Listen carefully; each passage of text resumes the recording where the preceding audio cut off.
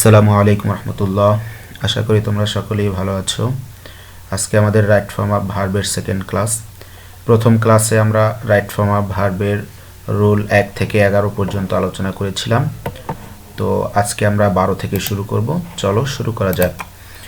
12 নম্বর রুলে যেটা আছে সেটা হলো মডাল অক্সিলারি ভার্বের পরে কখন ভার্বের কোন ফর্ম বসবে। মডাল অক্সিলারি বলতে আমরা যেটা বুঝি সেটা হলো shall, should, will, would, can, could, may, might, এই জাতীয় যে ভার্বগুলো অক্সিলারি ভার্বগুলো আছে যেগুলোকে মডাল অক্সিলারি ভার্ব বলা হয়।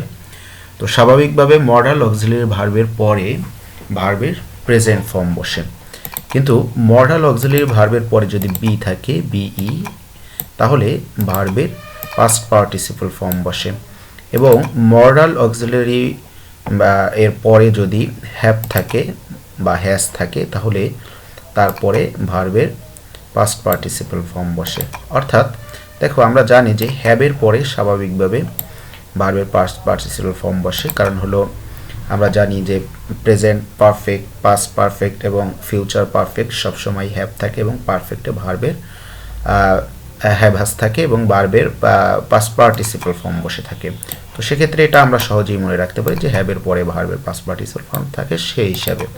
কিন্তু মডালের পরে স্বাভাবিকভাবে ভার্বের প্রেজেন্ট ফর্ম হয় এবং মডালের পরে যদি বি থাকে তাহলে ভার্বের V3 হয়ে থাকে। যেমন দেখো, ইউ মে ড্যাশ, এখানে কাম দেওয়া থাকবে টুমরো, তাহলে এই যে মে আছে এটা একটা মডাল অক্সিলারি ভার্ব আমরা জানি, এর জন্য এরপরে ভার্বের প্রেজেন্ট ফর্ম বসাতে হয়।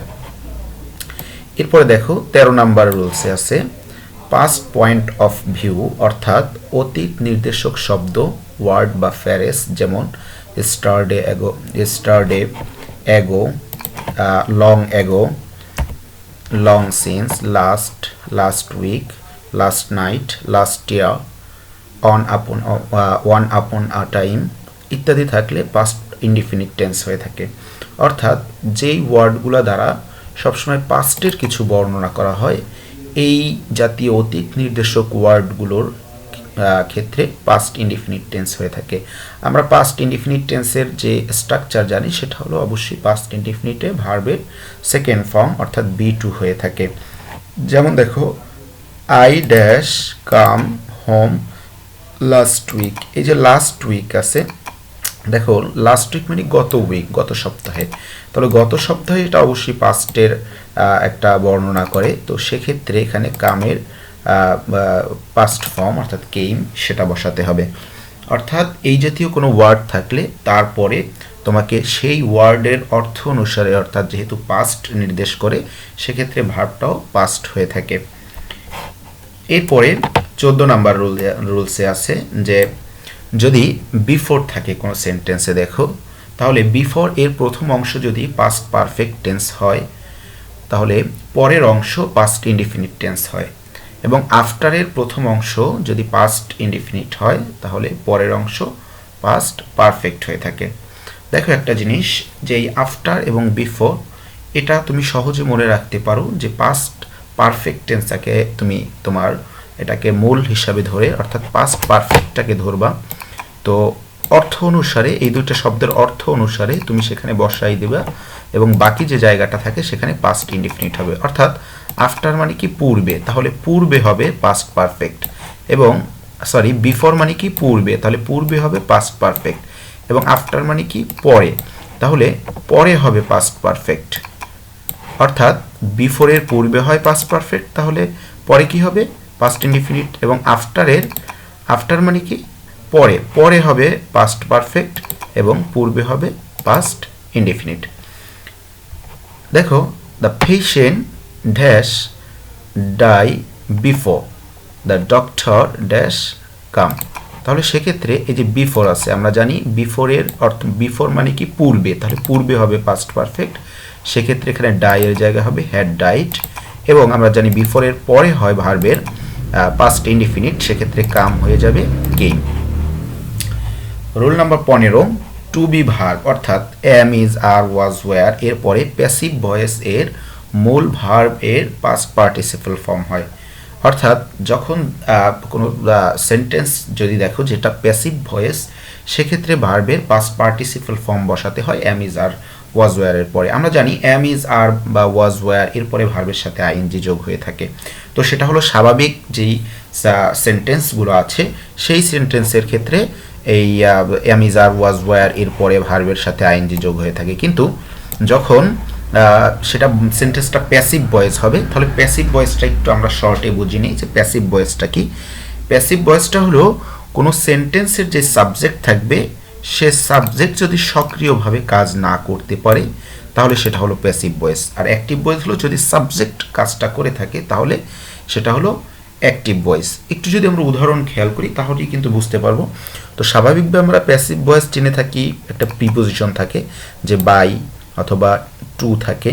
তো এই যে প্রিপোজিশন কিন্তু অনেক সময় প্রিপোজিশন থাকবে না যখন আমাদের প্যাসেজ আকারে রাইট ফর্ম অফ ভার্বটা থাকে। প্রায় সময় দেখবা এই বাই বা অথবা একটা এরকম এই জাতীয় কোনো প্রিপোজিশন থাকবে না। সেক্ষেত্রে তোমাকে যেটা যেভাবে বুঝতে হবে সেটা হলো সাবজেক্ট স্বয়ংক্রিয়ভাবে কাজ করতে পারে কিনা সেটার দিকে খেয়াল রাখতে হবে। যেমন এখানে একটু উদাহরণ দেখো, rice is dash by him. তাহলে এখানে রাইস ইজ আমরা যদি ইট দিয়েও ধরে নাও তুমি ইটেন লিখবা না, ইট লিখবা, যেহেতু ইজের পরে প্রেজেন্ট ফর্ম তুমি বসাতে চাচ্ছ। তাহলে দেখো অর্থটা কি আসে, রাইস ইজ ইটেন, রাইস খায়, কে খায়, তাহলে বাই হিম। এই যে রাইস নিজেকে তো খেতে পারে না, তো সেক্ষেত্রে ইটেন মানে খাওয়া হয়, খাওয়া হয়। তাহলে rice is eaten by him, তার দ্বারা ভাত খাওয়া হয়। আবার দেখো cricket, cricket is played by them. তুমি যদি এখানে প্লে লেখো তাহলে ক্রিকেট খেলে, তাহলে ক্রিকেট কি নিজে কি কখনো খেলতে পারে? সেক্ষেত্রে ক্রিকেট কিন্তু কোনো স্বয়ংক্রিয়ভাবে নিজে কাজ করতে পারে না, ক্রিকেট কারো দ্বারা খেলা হয়। তো সেক্ষেত্রে এই ইজের পরে কিন্তু ভার্বের পাস্ট পার্টিসিপল ফর্ম বসে থাকে। অর্থাৎ যখন দেখবা যে সাবজেক্ট নিজে কাজটা সম্পাদন করতে পারে না, যেমন এই ভাত খাওয়াটা সেটা রাইস সম্পাদন করতে পারে না, সেটা সম্পাদন করে হিম।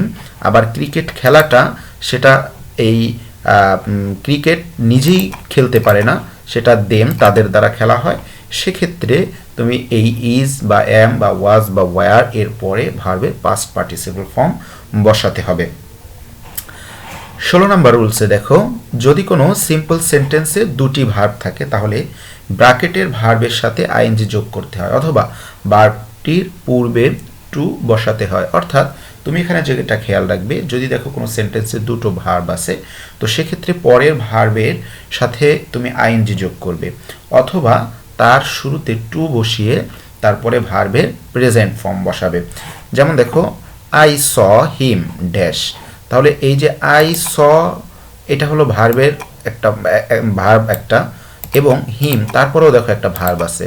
তো প্রথম ভার্ব তুমি হয় মানে ঠিক থাকবে, এবং সেকেন্ড যে ভার্বটা যদি তোমাকে করতে দেওয়া হয়, চেঞ্জ করতে দেওয়া হয়, সেক্ষেত্রে সেই ভার্বের সাথে তুমি আইএনজি যোগ করে দিবে।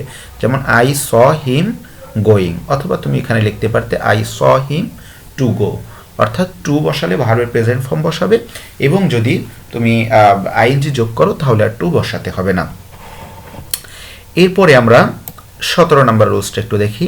দেখো কোনো সেন্টেন্সে যদি had better, had rather, would better বা উড রেদা ইত্যাদি পর প্রদত্ত ভার্বের প্রেজেন্ট ফর্ম হয় এবং উক্ত ভার্ব এর পূর্বে টু থাকলে উক্ত টু উঠে যায়। অর্থাৎ এই হ্যাড বেটার, হ্যাড রেদার বা উড বেটার, উড রেদার এই ওয়ার্ডগুলোর পরে সবসময় ভার্বের প্রেজেন্ট ফর্ম হয়, এটা তোমাকে খেয়াল রাখতে হবে। তো এখানে দেখা যায় যেটা যে ব্র্যাকেটে অনেক সময় পরীক্ষায় তোমাকে কনফিউজড করার জন্য শুরুতে একটি টু দিয়ে দেয়। তো তুমি যে কাজটি করবে যে এই টুটাকে উঠিয়ে দিবে, টুটাকে আর রাখবে না। যেমন ইউ হ্যাড বেটা ড্যাশ হোম, তাহলে এখানে তুমি কি লিখবে, ইউ হ্যাড বেটা গো হোম, যে তোমার জন্য ভালো হয় বরং তুমি এখন বাড়িতে চলে যাও। 18 নম্বর রুলসটা একটু খেয়াল করো যে ইট ইজ টাইম অথবা ইট ইজ হাই টাইম এরপরে সাবজেক্ট থাকলে ভার্বের পাস্ট ফর্ম হয়, এবং যদি সাবজেক্ট না থাকে তো সেক্ষেত্রে তুমি 2 + V1 বসাতে পারো। অর্থাৎ ইট ইজ টাইম অথবা ইট ইজ হাই টাইম এরপরে যদি দেখো যে কোনো সাবজেক্ট আছে তারপরে ভার্ব চেঞ্জ করতে বলছে, তো সেক্ষেত্রে সেই ভার্বটার সেকেন্ড ফর্ম করবে, এবং যদি দেখো ইট ইজ টাইম এরপরে ভার্ব আছে তো সেক্ষেত্রে ওই টু এ ভার্বের শুরুতে একটি টু যোগ করে দিবে।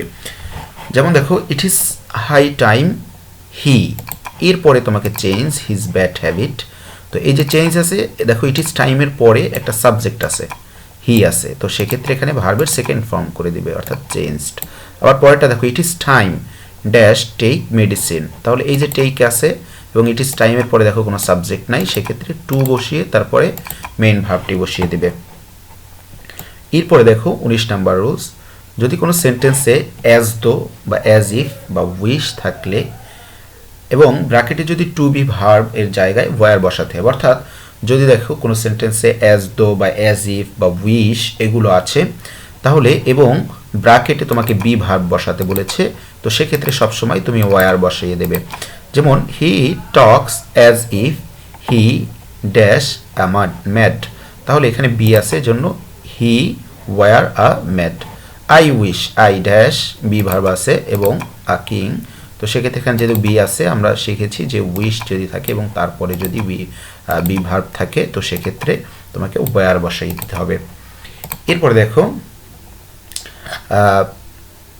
20 নাম্বার রুলসটা, যে অ্যাজ দো বা অ্যাজ ইফ এর প্রথম অংশ যদি দেখো প্রেজেন্ট ইনডিফিনিট টেন্স হয় তাহলে পরের অংশ পাস্ট ইনডিফিনিট হবে, অর্থাৎ অ্যাজ ইফ বা অ্যাজ দো এর প্রথম অংশ যদি থাকে প্রেজেন্ট ইনডিফিনিট, পরের অংশ হবে পাস্ট ইনডিফিনিট। আবার প্রথম অংশ যদি পাস্ট ইনডিফিনিট থাকে তাহলে পরের অংশ হবে পাস্ট পারফেক্ট। যেমন দেখো হি টক্স অ্যাজ ইফ হি, তাহলে এই যে অ্যাজ ইফ আছে তারপরে দেখো এই ভার্বের সাথে এস যুক্ত আছে, তো সেক্ষেত্রে এটা প্রেজেন্ট ইনডিফিনিট টেন্স, তাহলে পরের অংশ কি হবে পাস্ট ইনডিফিনিট টেন্স। তো পাস্ট ইনডিফিনিট টেন্স করতে হলে কি হবে, ভার্বের সেকেন্ড ফর্ম বসাতে হবে, এর জন্য হি নিও এভরিথিং।